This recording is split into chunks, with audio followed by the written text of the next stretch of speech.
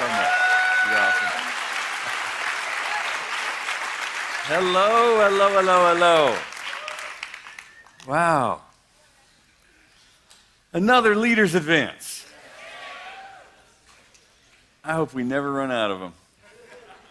I love them. I love them. I love seeing all my friends and my to-be friends.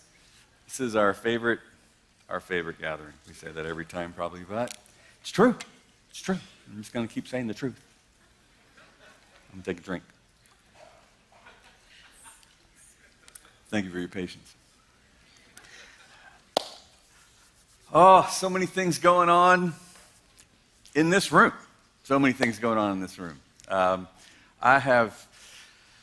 Sherry and I have been traveling around as of late a lot. And it feels like I just saw a bunch of you, because I did. I was just with you. And so I'm so glad you can make it. One more time, how many of you, this is your first one that we've ever done? Boom. It's amazing. That's amazing. Welcome, welcome, welcome, welcome. Welcome back, because you'll be back. A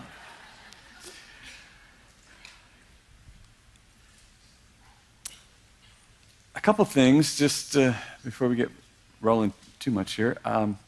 If you don't know about the Life Academy, that is something that I want to throw out there.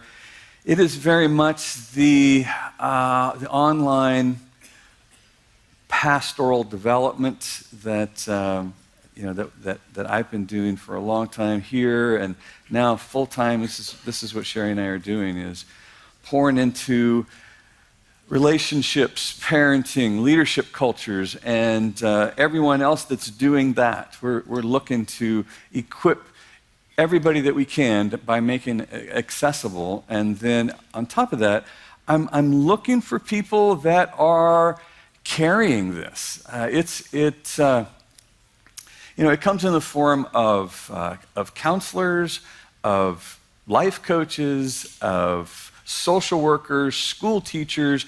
I don't know who you are. I don't know who you know, but those people, I want to meet them. And this is where I'm looking for them, because I'll be in room after room after room like this and not get to meet those people for whatever reason. It's just impossible to meet everybody. But if you come here where I live, I will meet you. Come to my house. I welcome you to my house.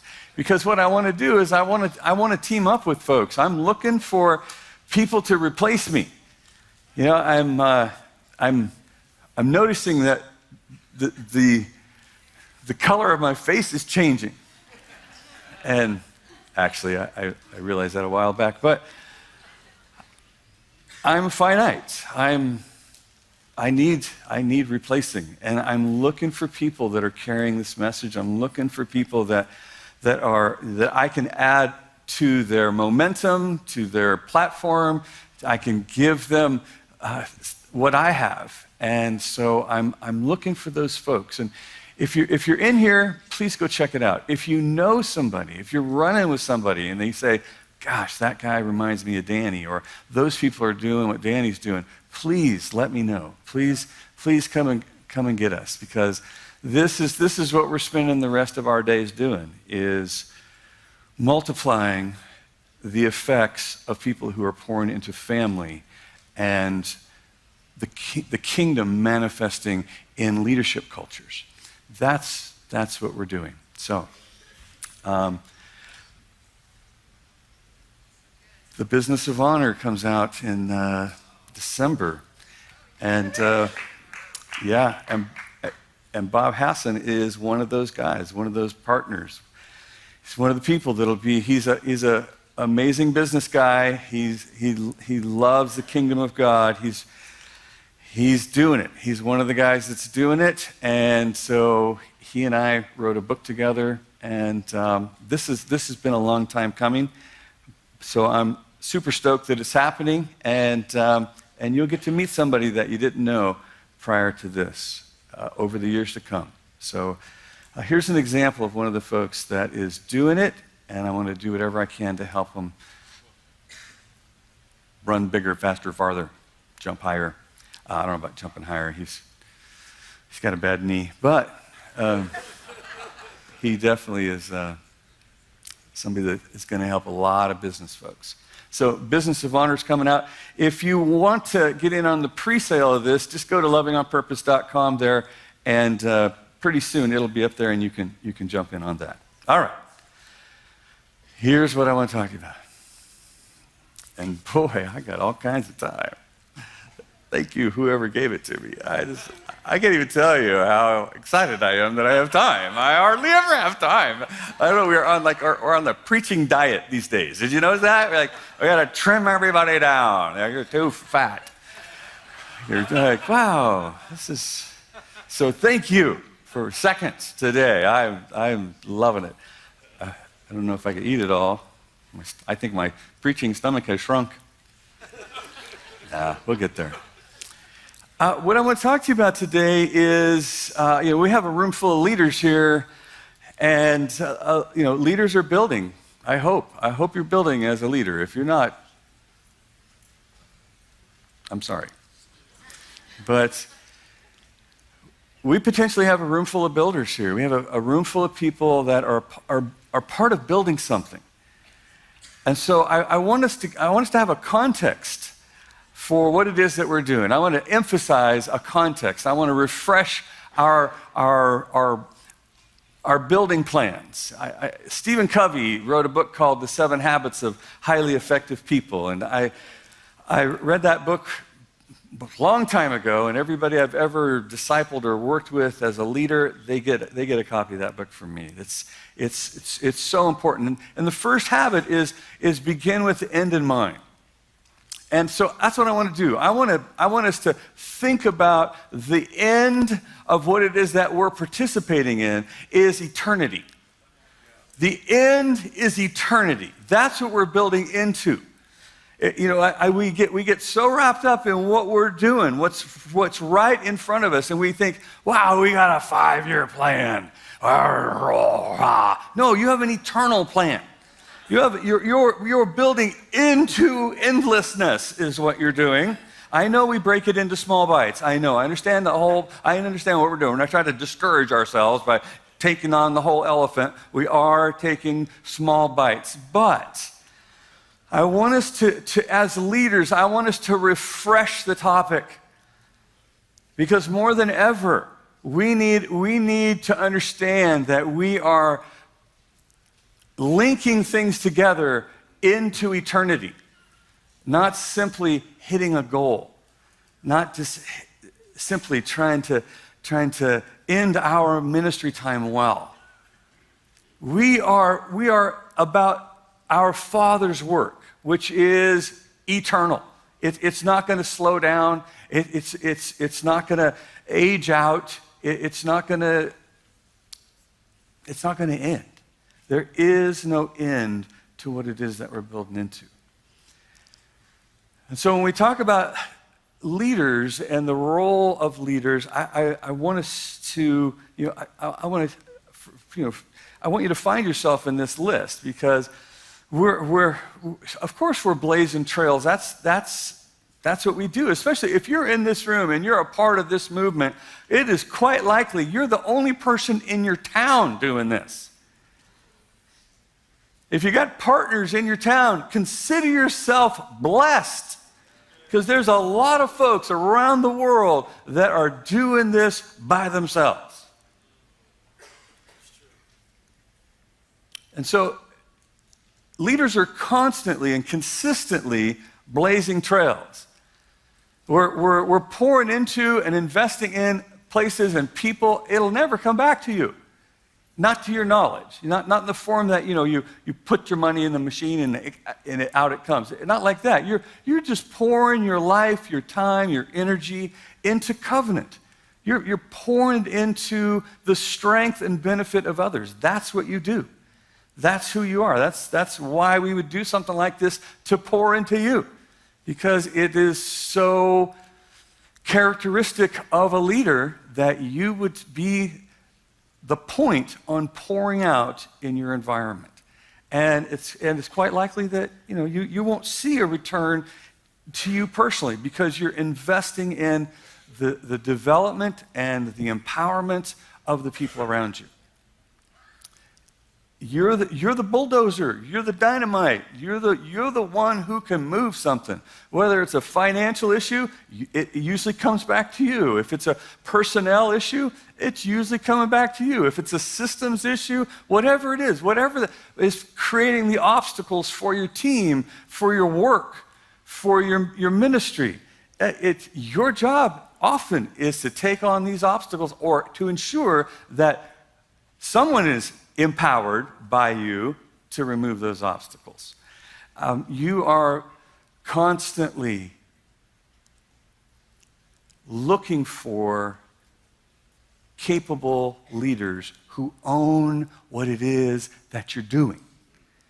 People that are given their life for the success of what we're doing. I mean, you heard it here this morning where loyalty is such a big, huge deal, but it is really, another way of saying that is this person is carrying our culture and they are part of what it is that we're doing. They would not do something to injure what we're doing. Now, they might challenge what we're doing, which I hope they are. I hope somebody's challenging, but don't call rebellion a challenge. Oh, poke you in the eyes. Give you a moment to reflect. In a culture of honor, keep my love on. See if I can't redeem that comment. No people were actually injured in that illustration. I just want you to know that. We are building leaders in what it is that we're doing. We're looking for people who are equally or more committed to what we're doing than we are. And those are the people that we're empowering. I mean, when we hire people around here, it's the first thing we look for. Are they carrying our culture? Would they give their life for the success of what it is we're doing?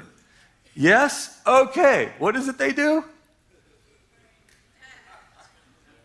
Are they any good at it? That's the second thing. The first thing is, could we replace ourselves with these people?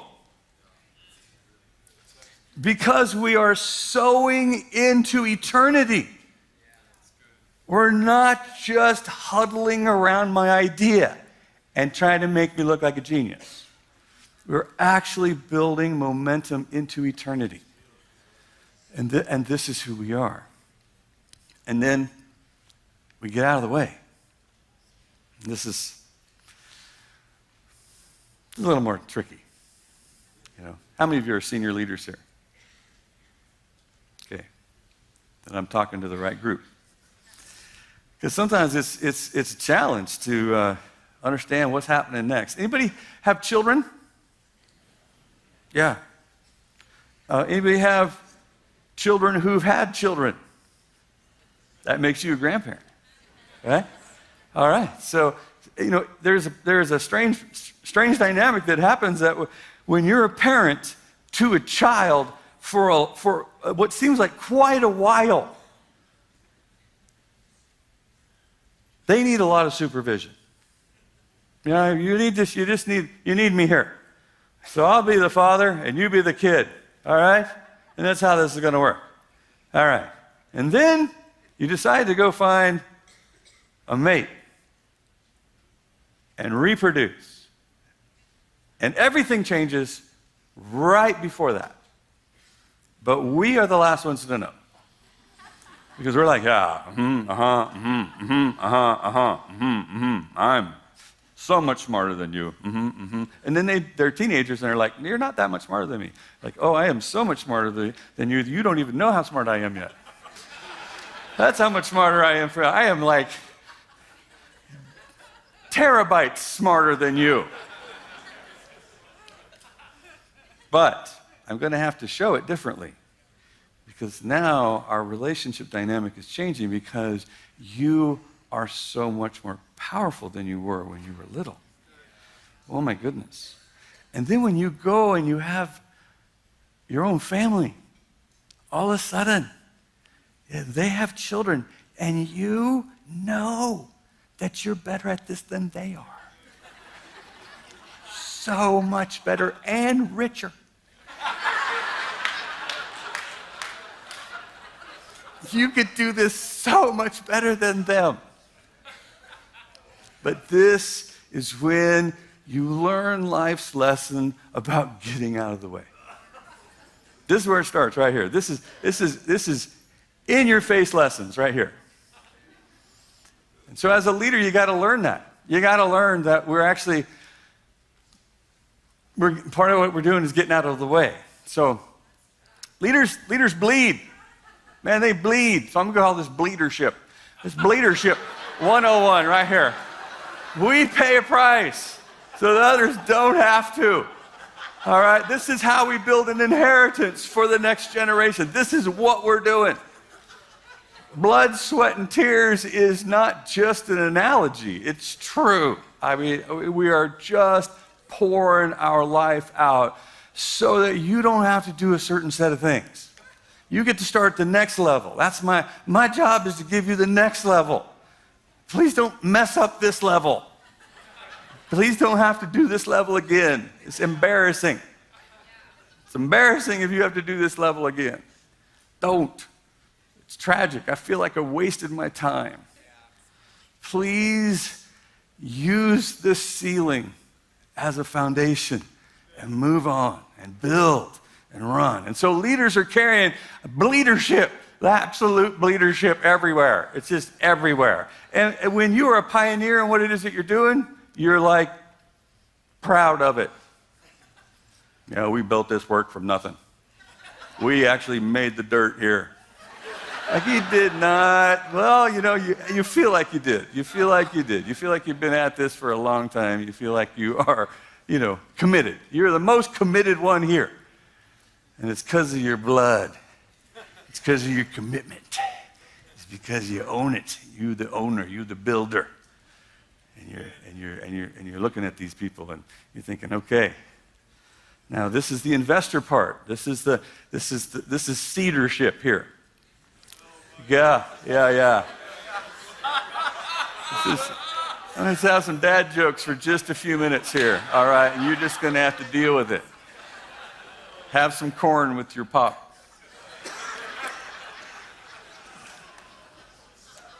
I want you to, as leaders, you're sitting here and you're thinking about, the future. If anybody's thinking about the future, you are. You better be.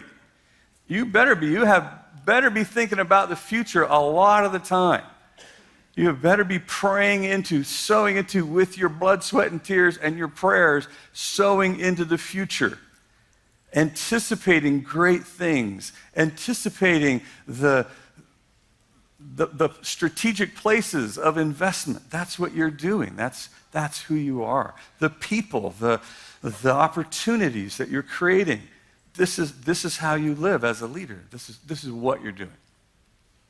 Yep. You had better have a nose for getting obstacles out of the way. Because there's few things that frustrate your team as much as obstacles that you couldn't deal with. And so you recruiting, you building strength, you finding a way to address obstacles that you're responsible for. And sometimes you're creating them. And it's your fear of feedback, it's your fear of change, it's the threat of having powerful people around you. Whatever it is limiting you from dealing with obstacles. But as a leader, you want to be effective at getting the things that are frustrating your team out of the way so that they can run, so they can do what you said we were going to do. Supply your team with some wins by just removing obstacles that keep them stuck. And of course, we're back to the farm. We are We are in perpetual reproduction mode. You heard Chris say it up here. You know, there are only so many people that you can pour your time into. Make sure you're pouring into your leaders. If you have to decide between people in crisis and developing leaders, develop your leaders. Give it to somebody else to take care of the crisis and the problems and the never-ending supply, because so many leaders get distracted by things that are never going to change. These things are never going to change. But you invest in leaders and you are not going to be sorry, because those people are going to go to work for you. Those people they're going to multiply what it is that you would have done or could have done. So make sure that you do a good job in your breedership. And then we have leadership. And it's an art. It really is. Because, you know, it's like I said before, it's probably one of the most uncomfortable topics. I don't really know why we don't talk more about this, because according to Barna, all you have to do is say Barna in the church and you have credibility with whatever statistic you're about to throw out there, you know? I don't even know what the number is, but it's like 50%. Like half the pulpits in America are in transition right now. Seriously. Well, I know I've had that conversation at least a dozen times this year. I've been in at least a dozen environments where they are transitioning either 2 years from now, right now, or they're in it 2 years. And they are trying to figure it out. And some people are doing it really well. Some people are doing it really well. It's working. I have a number of stories that are successful. And we, at this place right here, are in the throes of it right now. There is a massive transition going on here. And so, but this is a huge place with so many moving parts. So you're like, how are we going to do this successfully, one runner to the next? Because we're going into eternity. And the crazy sad part is this. 100%, I think, maybe some theologian's going to come tell me no, but I'm just going to say, Barna says,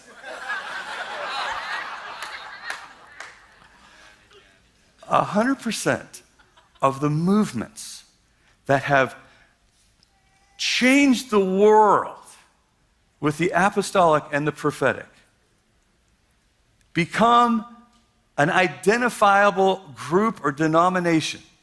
100% of them fail in the transition to the next generation to protect the apostolic. And so we change the movement, we change the thing that is rocking the planet, we change it into a museum where we talk about what used to happen. 100% of the time.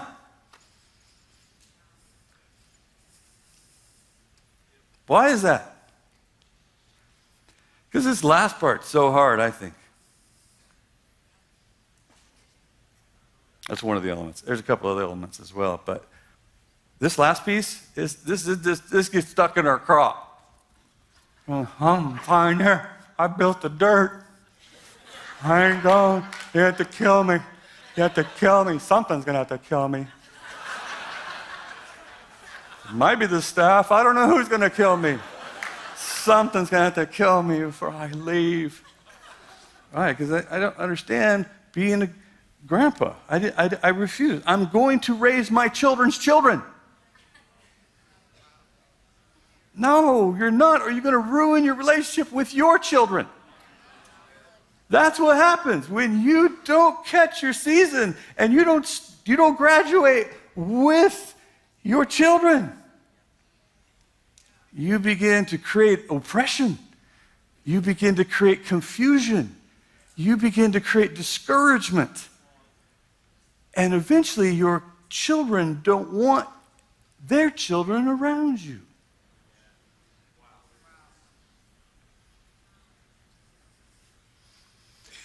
So this dynamic is super important that we catch right now in this context of being leaders. That we take the example of Jesus. Jesus, I mean, I can't believe it. I can't believe it. Jesus. I mean, just imagine being Jesus. Okay, that's too hard.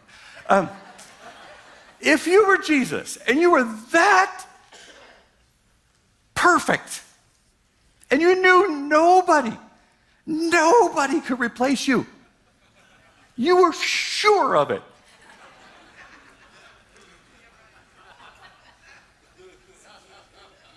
You wouldn't leave. You're already eternal. If you needed to, you could be raised from the dead over and over and over and over and over.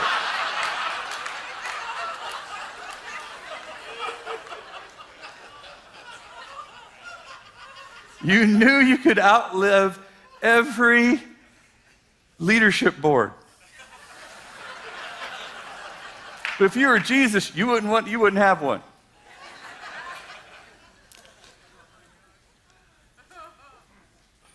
And in 3 years, he leaves and changes the world. He tells his disciples, it's better for me to go. No, you're Jesus. It's not better for you to go. It's better for you to stay. Peter tried to do that, remember?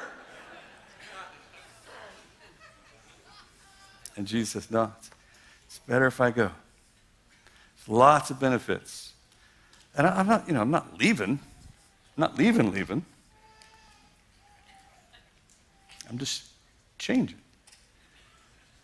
It is, the time has now come for the Son of Man to be glorified.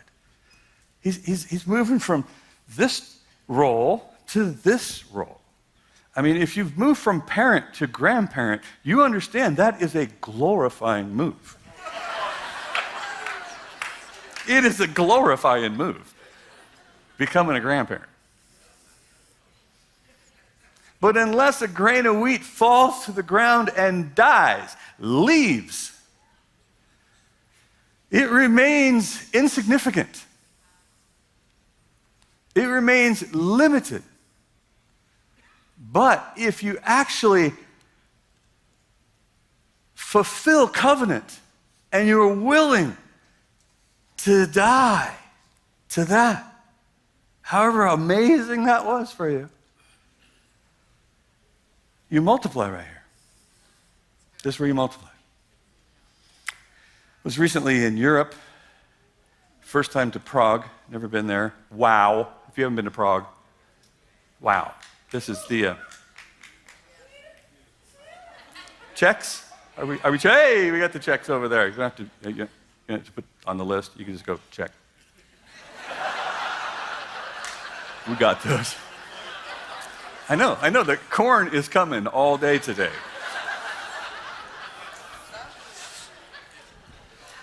Mission Impossible Bridge right there. That's where Tom Cruise and all that stuff happened in Mission Impossible. This is such a beautiful city.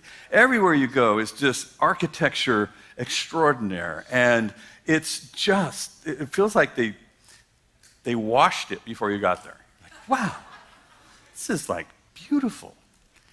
And then somebody in all this, they said, you know what we need to do? We need to build a cathedral.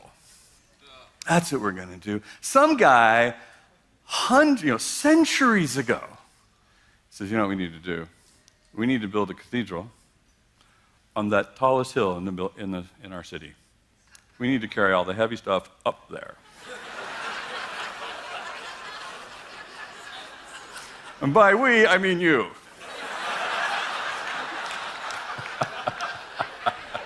And so they begin. It was somebody's idea to build an enormous cathedral. But not just a cathedral, the most elegant, intricate, ornate, spectacular thing you've ever seen, so that people actually mistake it for a Disney castle. You know what? I want people to think that's a Disney castle when they look at it. That's what we're building here.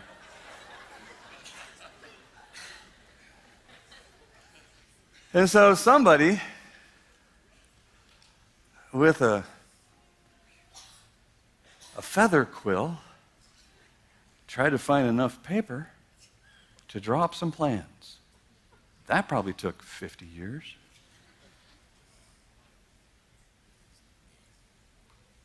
And then a bunch of other people had to go move some dirt around, make a flat spot on that hill, dig some holes, some trenches, some footings. That probably took another 50 years. So 100 years later, we have a spot to put a cathedral. And for hundreds of years,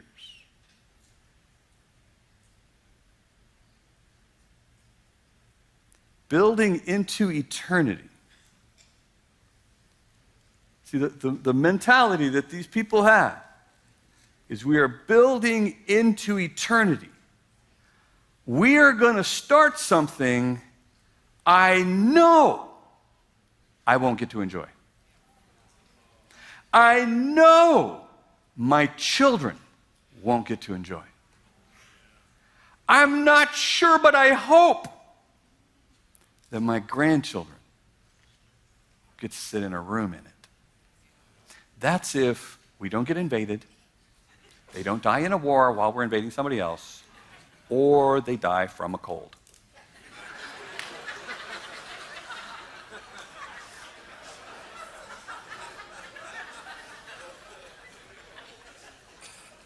Do you understand?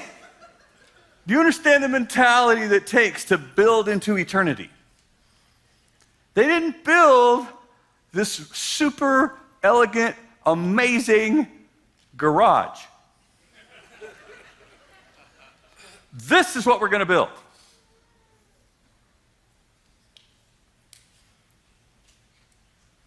And by we, I mean you. And your children, and your grandchildren, and your great-grandchildren, and your great-great-grandchildren.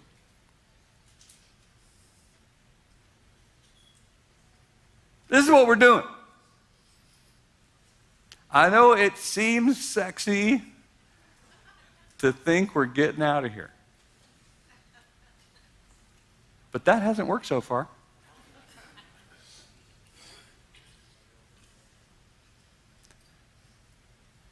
What is it that we're building? What is it that we're going after? We're going after what is in our spirit, what has been spoken into us, like Bill was talking about last night. The actual activation, the thing that gives me hunger to build for eternity is the word that has been spoken to us. I will put my words in your mouth. And not yours only. I'm going to put them in your children's mouth and your grandchildren's mouth. I am a God of covenant. I am an eternal God, and we are going to change eternity. Not simply a generation, not simply a lifetime, but we are going to link our lives together into eternity.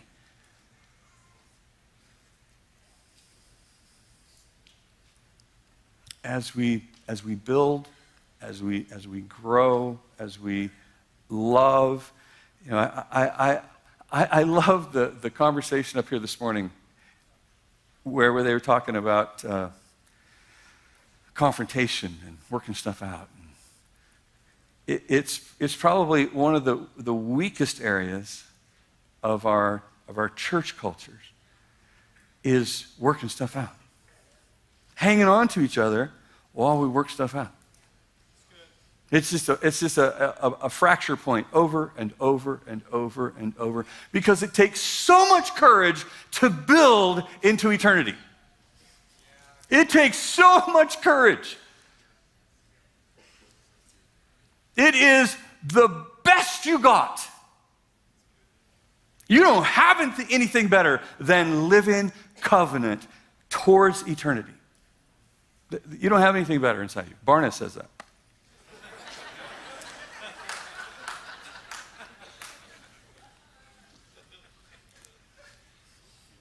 It requires the deepest part of your love. It requires that you are willing to die.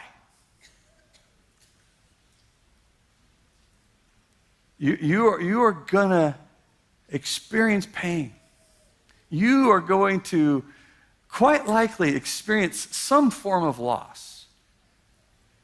Something is going to change. You quite likely are not going to get your way. How many of you are married? See, you totally understand what I'm talking about.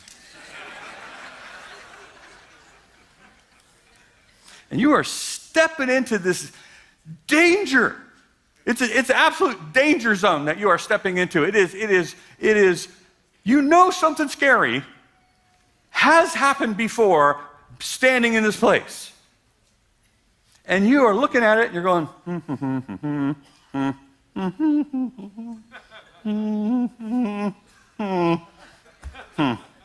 You know that you have entered danger. You know that you have entered peril. You know that things could go ugly. You know that you are not in control anymore. You know you are so vulnerable right there.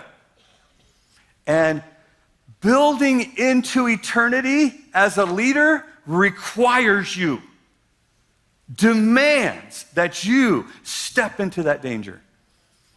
And that you stand there with people. You stand there with your team. You stand there with those people who oppose you. You stand there with people who have failed. You stand there with people who want ill will towards you. And you stand there as a leader who has driving them. I am building into eternity. I am not trying to save my own life here. That's not what we're doing.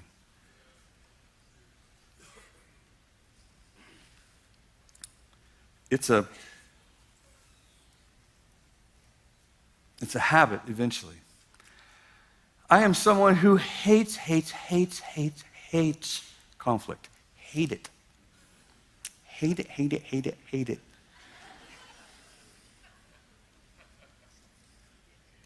And somehow, I became one of the leaders of confrontation.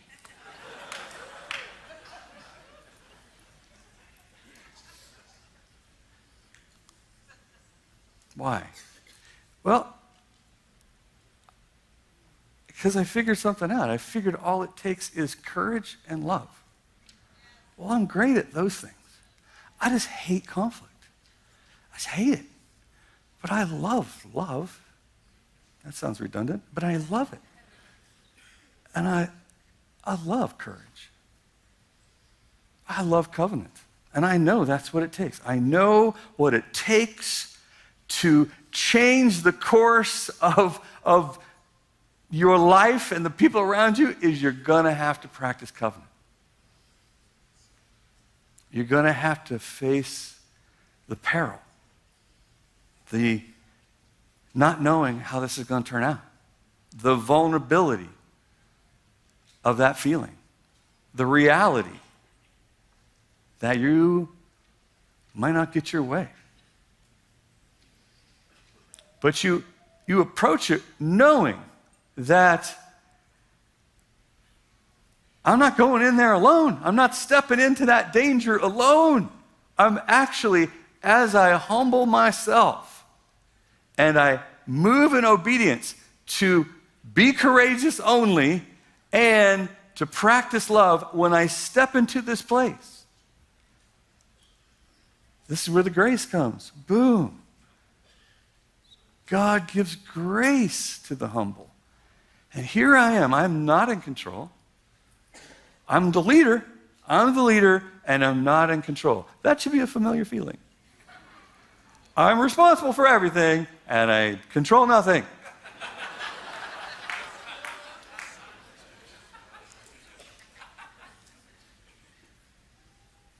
And here I am. I'm in this dangerous, perilous place again. But I'm not alone. And that changes everything. The fact that I am not standing here alone changes everything. It changes what comes out of my mouth.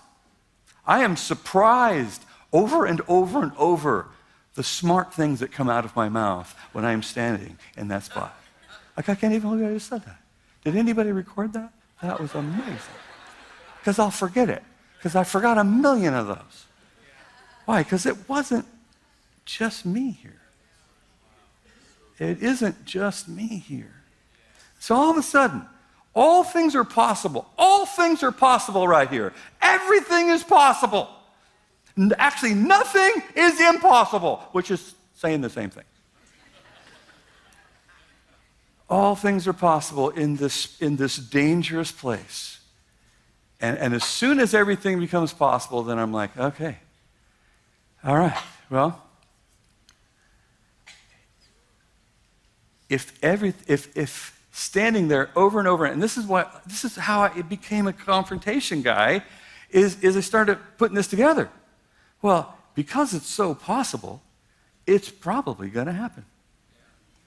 It's probably going to work out. We're probably going to have a more meaningful relationship on the other side of us standing in this danger together.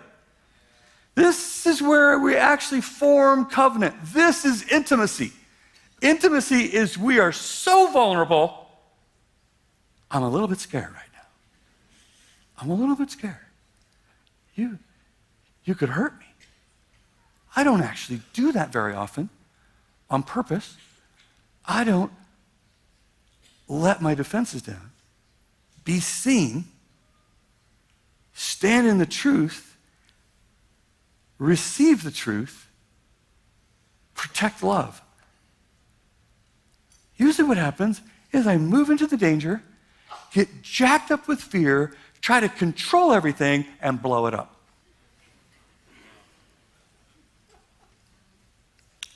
And oftentimes we call that leadership. Leadership got involved. Leadership got involved right there. That's what happened. Leadership got involved. Leadership handled it. Leadership came in. Then we had to get leadership involved. Oh, gosh. Yeah.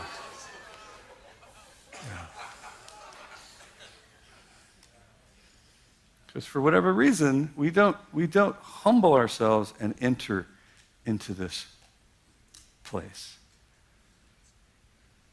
We think we got it.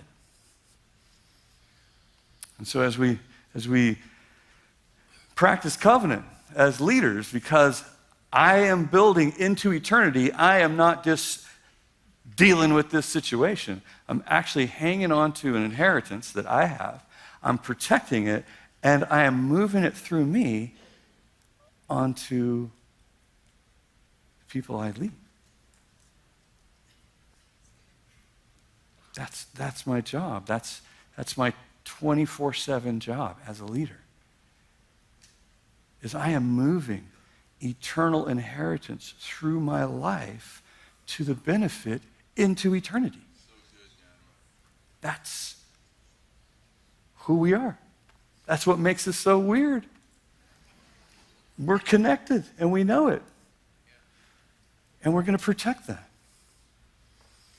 And now I know that standing in this dangerous place, I know that as I enter the peril of conflict, of confrontation, of disagreement, of change, whatever it is, when I know that I'm not there alone, the grace has covered me, opening up possibilities and actually making it a probability. As I practice that over and over and over, it becomes a habit. It just becomes part of my character. I expect this from myself again. People say, oh, we need to have a talk. Somebody's going to have to talk to him. Somebody's going to have to, we're going to have to have.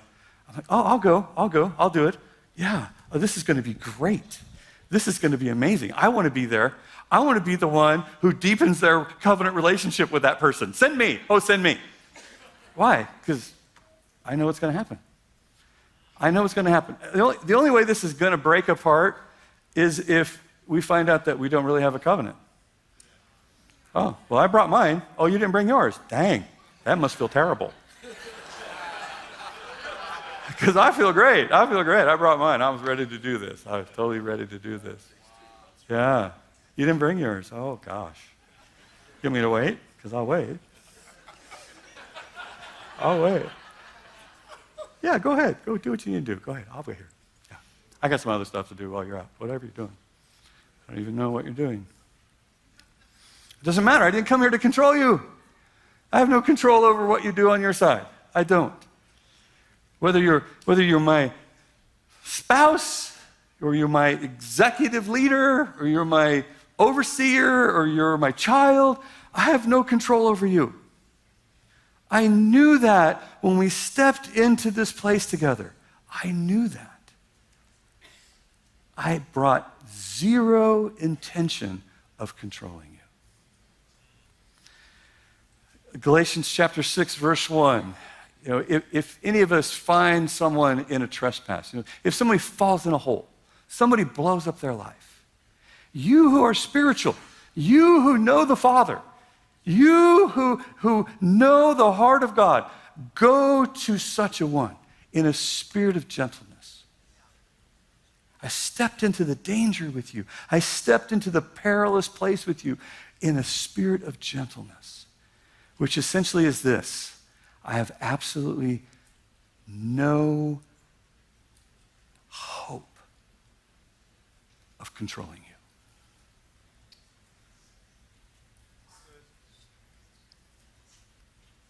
I didn't come here to control you. If you ever around wild animals, or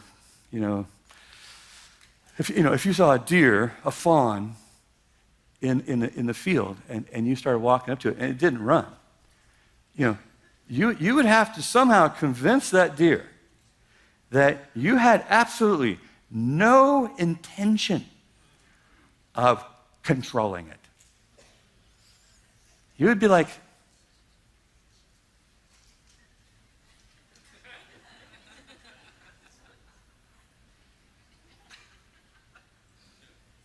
that's the spirit of gentleness. I come to you in a spirit of gentleness, and I consider myself, because I know I've fallen in holes before. I could fall in another hole. I know there's lots of holes around here. This is holy ground.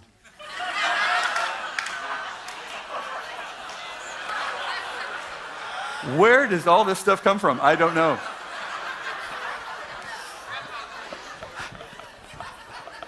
You know what I meant. You know what I meant. I know. Oh, you're going to tell me it's bad. You're going to tell me it's bad? You are going to tell me it's bad.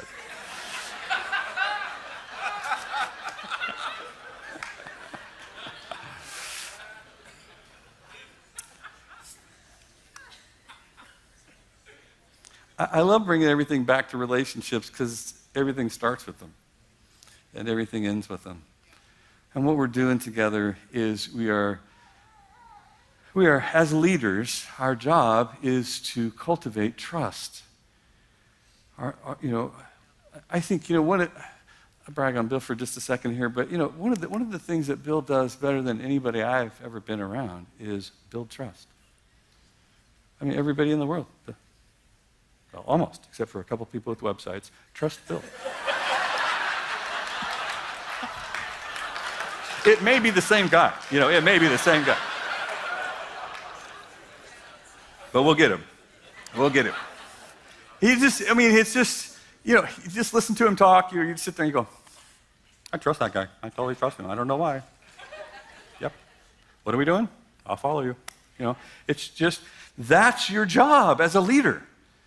Your job as a leader, and as a leader of eternity, is to convince everyone around you that they can walk in the light with you. That you, when you see me, you see me.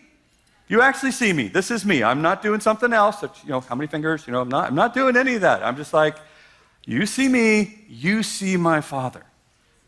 I'm showing you who my Father is really.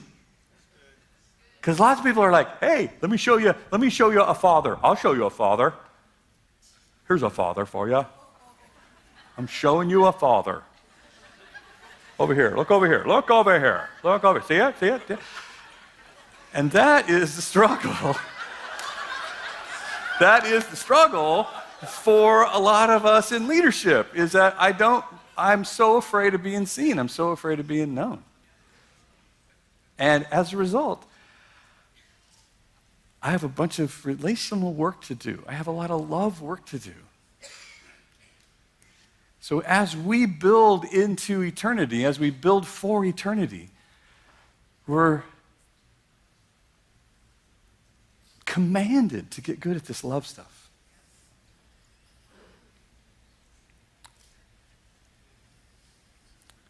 First Corinthians 13, love stuff. And I'm not building mine. I'm not building me. I'm not.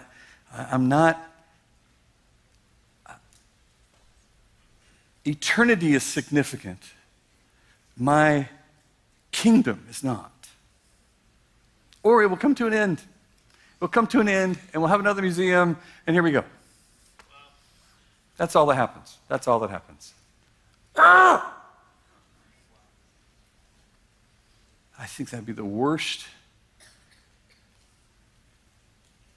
Because we know. I don't know if everybody knew.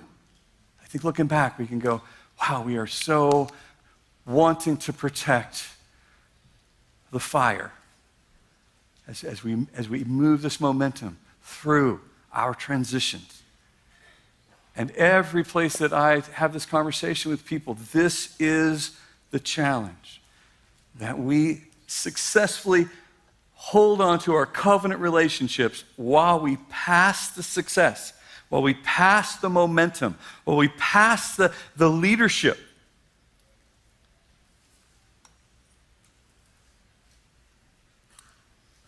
So if we have close to half the pulpits in our country in this process, we are going to have to help each other figure out how to do it successfully. We're going to have to communicate. We're going to have to show, hey, this works. Oh, hey, this doesn't work. Like, yeah, we didn't, who thought that was going to work? Yeah, nobody thought that was going to work. And what doesn't work is that we're afraid. We're afraid to step into the place of vulnerability to work things out. What do you need? Here's what I need. What do you need? Here's what I need. What adjustments are we willing and able to meet the needs of each other? That's how we build momentum. That's how we successfully build into eternity. That I'm listening. That actually, as a leader, I have leadership down. Got it. Got leadership down. I got leadership down, doing it, understand, moving the obstacles out of the way.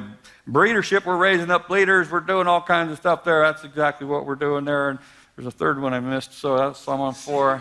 Seedership was number 2. There you go. Thank you so much. Seedership, and then leadership. It's got to be part of it. It's got to be part of it. And but one of the problems is we don't have a plan. In a lot of places, we do not have a plan, especially smaller churches. We do not have a plan for the guy that doesn't have, a global name or something.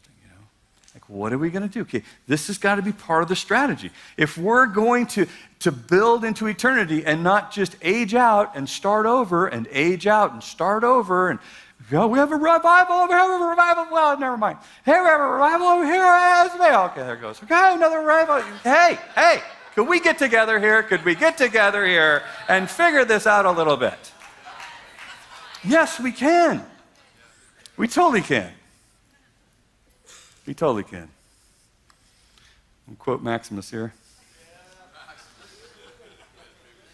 When my son Levi was about 6 years old, somewhere in his world, he had seen some part of Gladiator. And he was in the back seat of the car as we're going down the road, and he says something close to this. Yeah, he says, what we do in life echoes in eternity. And I told Levi, I said, son, we're Christians. We don't believe in eternity.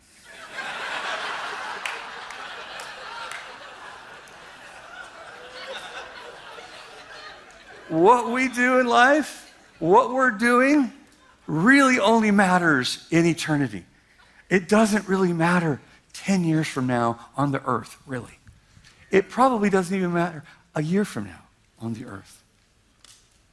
A friend of mine, Ken Downey, Nazarene pastor in Weaverville, He was moving on. He was moving to another church. He'd done it a few times. This was my first one. I thought we were going to live and die in Weaverville forever. That's kind of how I think. I think wherever I am, I'm going to die there someday. Older, much older. Not like, yeah. And so he was talking to me. He goes, "Oh, Danny, it's the law of the whole." I said, "What?" He goes, "Moving from another church it's the law of the whole." I said, "Well, I don't understand what you're saying." He said, "Well, you stick your arm in a bucket of water, and you pull it out. And as long as it takes for that hole to fill up, that's how long they're going to think about you."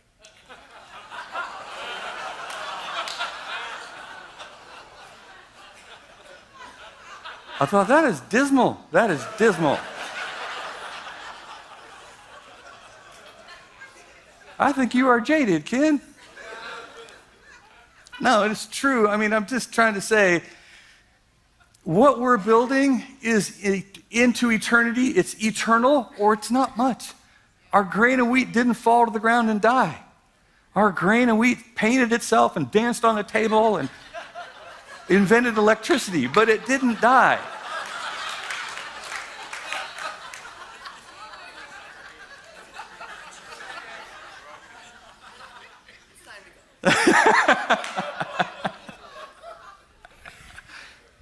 That's why we're here. That's what we're doing. We are here to die. We're here to die. That is the purpose of being here. If you're a leader of a church, you know that. Because everybody around you has been trying to kill you since you got in there.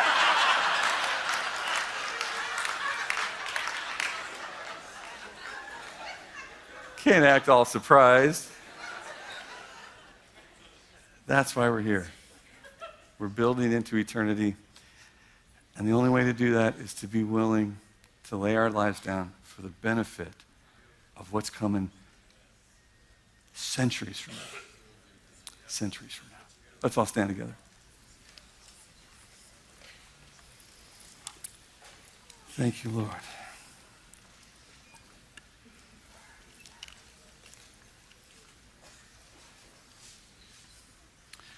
Put your hand on somebody next to you. And just begin to just pray for their grain of wheat. Holy Spirit, come and fill this person that I love.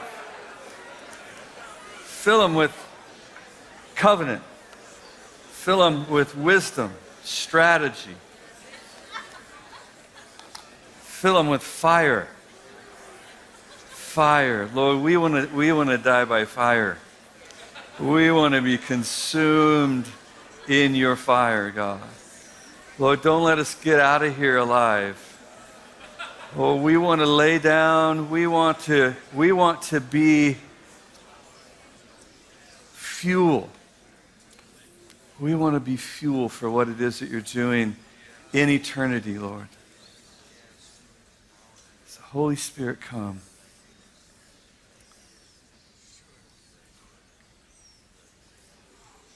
Yes, Lord, we pray for a deep work. Lord, I pray for such a revelation of your love, of your presence right now. There'd be such a revelation, such an encounter with you right now. Lord, that you would chase away every bit of fear in any area that we have brought with us, Lord. That we are afraid of this or that person or this person. Lord, that you would just burn it away. Don't let us get out of here, God, with any of the fear that we brought with us. Oh, yes, Jesus, thank you. Yes, Lord. Yes, Lord. We love you, Jesus. We love you, Jesus. Thank you, Lord.